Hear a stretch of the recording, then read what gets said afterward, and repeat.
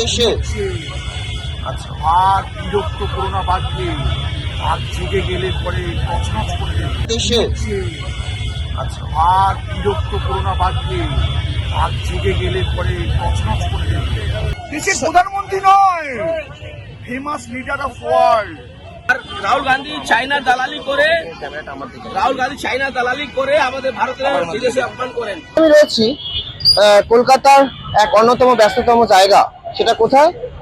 সেটা হচ্ছে মৌলালি ক্রসিং। সেখানে কি হচ্ছে আজকে?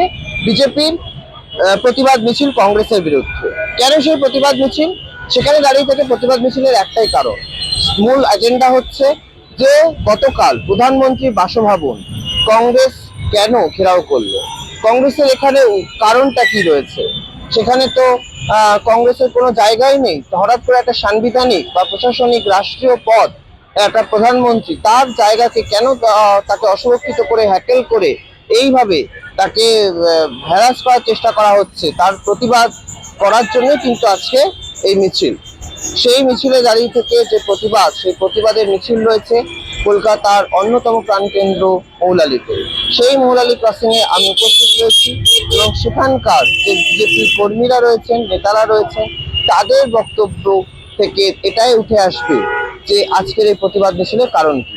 যে প্রধানমন্ত্রী যদি অসুরক্ষিত হয়ে যায়, দেশের প্রধানমন্ত্রী তো দেশে আচ্ছা, আর বিরক্ত করোনা বাদ দিয়ে আর জেগে গেলে পরে তছনছ করে দেবে। সিংহ মরছে, সিংহ বিশ্রাম নিচ্ছে, সিংহকে বিরক্ত করোনা, সিংহ জেগে গেলে শেষ থেকে ছাড়ে দেবে। কংগ্রেস তো তেনাকে এভাবে অসুরক্ষিত যদি করে দেন, তাহলে তিনি কথা বলছো কেন? সেঞ্চুরি করতে পারেনি ইলেকশনে, মানুষ অর্জন করেছে তো। দেশের প্রধানমন্ত্রীকে অসুরক্ষিত করে দেওয়াটা একদমই তো দেশের প্রধানমন্ত্রী নয়, ফেমাস লিডার অফ ওয়ার্ল্ড। জনগণ বলছে, গুগল বলছে, আমি বলছি। নিশ্চয়ই ওনার সব থেকে বেশি ফলোয়ার্স রয়েছে। আমাদের ভারতবাসী, আমাদের গর্ব। একদম ওয়ার্ল্ডের ফেমাস লিডার একটা। একদম কোনো ওয়ার্ল্ডের কোনো বৈঠক হলে মোদি ছাড়া বৈঠক হচ্ছে না। একদম। তো সেখানে দাঁড়িয়ে থেকে proud for me, for our. যে কংগ্রেস যেরকম দেশ বিরোধী কাজ করছে, আমাদের মাননীয় প্রধানমন্ত্রীকে অপমান করছে। আজকে ভারতের প্রধানমন্ত্রী পুরো ওয়ার্ল্ডে ফেমাস আছেন, তিনি ভারতের জন্য কাজ করছে, রাত দিন কাজ করছে। আজকে দেখুন যেরকম বিকাশ হচ্ছে, কংগ্রেস চাইছে না কি আমাদের দেশ আগে। আর রাহুল গান্ধী চায়না দালালি করে আমাদের ভারতের বিদেশে অপমান করেন। তো আমরা আজকে এই প্রতিবাদ করছি, মোদীজি যে অপমান কালকে করা হয়েছে সেই বিরুদ্ধে আমরা এখানে এসেছি। উনি তো দেশের প্রধানমন্ত্রীকে কোনোভাবে কি অসুরক্ষিত করে কংগ্রেস আবার ব্যাকফুট থেকে ফ্রন্ট ফুটে ফিরতে চাইছে, এরকম কোনো পারবে না ওরা। আমাদের এখন যা পারবে না, আমাদের যা সিস্টেম, এখন আমাদের যা সিকিউরিটি আমি ডোভাল যেরকম করে রেখেছেন, এনারা স্বপ্নেও পারবেন না। যেন ওরা নেপাল আর শ্রীলঙ্কা বানাতে চাইছেন, আমার ইন্ডিয়াকে সেটা হবে না। এটা এর নাম প্রধানমন্ত্রী নরেন্দ্র মোদী, যিনি ভারতের যশস্বী প্রধানমন্ত্রী, ভারতের জন্য কাজ করছেন। ভারতের পুরো জনতা 125 কোটি জনতা নরেন্দ্র মোদীর সাথে আছে।